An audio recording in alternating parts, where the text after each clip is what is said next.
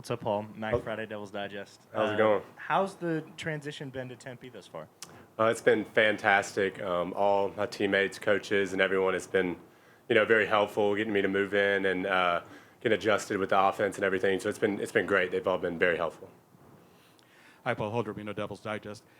What do you like about the scheme that Glenn Thomas is trying to employ here in Tempe? How do you compare to what you had in Alabama?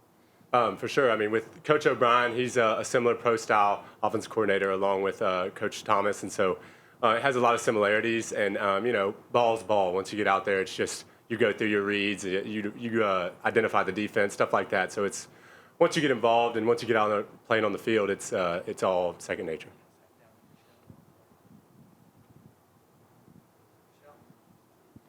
Michelle Gardner, Arizona Republic. Paul, what's it like to have 5 quarterbacks fighting for that starting quarterback spot? That's a lot of guys.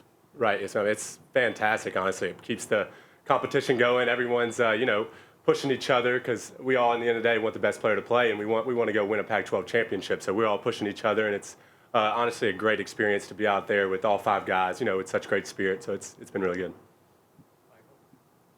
Paul Michael Carrots, believe in Pac-12 football. And to piggyback off that, how is it adjusting to getting used to new receivers within, obviously, learning the offense, but then getting used to your receivers as well? For sure. That definitely is a step, and that it honestly started as soon as I moved in and getting the players' numbers immediately right when I walked in and trying to reach out with them. We stayed on spring break, several of us, to work on that connection. And so it really starts almost before spring ball and when we start with that connection. But when the pads get on, it continues to grow. So we every day we're trying to improve that.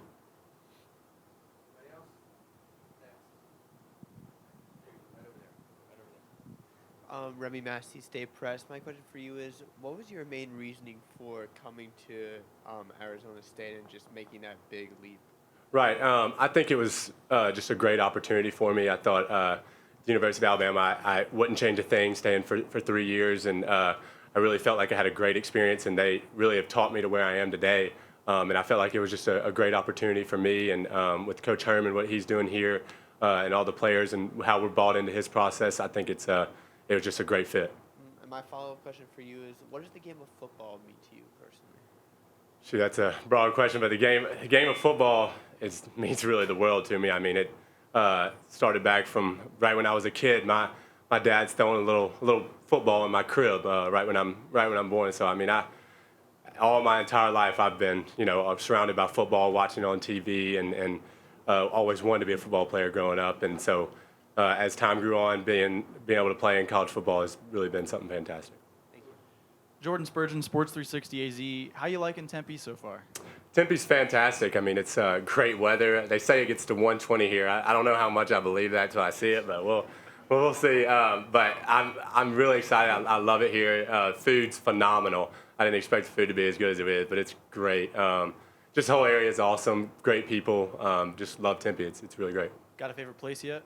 Favorite place? I love the Chuck Box. It's phenomenal. It's a hole in the wall. It's got cash only, so it's very under the radar. Not everyone knows about it, but it's really good. And then there's several good spots in Scottsdale as well, just right down the road. That is great. Donnie Drew and also on DevilsDigest. How do you feel like your experience at Alabama has helped prepare you for this quarterback competition? Extreme amounts. I think, especially with the offensive coordinators that I was under coming in with Loxley and then with Coach Sarkisian, along with Bill O'Brien. I mean, they were extremely helpful and helping me grow with really knowledge of the defenses, knowledge of just the game itself, and things that I didn't even know before I coming into college with like mic points and changing protections and things like that. So I think it definitely helped a ton, and really just the standard that Alabama has to help me come here and just know what it takes, and that's really what I took from there. Even though it's a offensive coordinator in place, I think one thing that hasn't changed is really making a concerted effort to get the tight ends involved in the passing game. Can you just talk about what you've seen from the tight ends just in that specific area as being aerial targets, especially a guy like Messiah Swinson, who's that so-called nightmare matchup for linebackers down the field? Right, yes, sir. They've been phenomenal. I mean, especially adjusting to it. If they weren't used to it, they're going to be used to it now because of spring ball. We're continually throwing to them, and and Messiah's been doing great, like you said, along with the other tight ends as well. They're real big targets, and it's very nice to be able to have a tight end that can do so much. Doug Howler, The Athletic. Hi, Paul. Leadership is such a huge part of your position. When you come from a different school to a new school, what's the process just to try to establish yourself as a leader?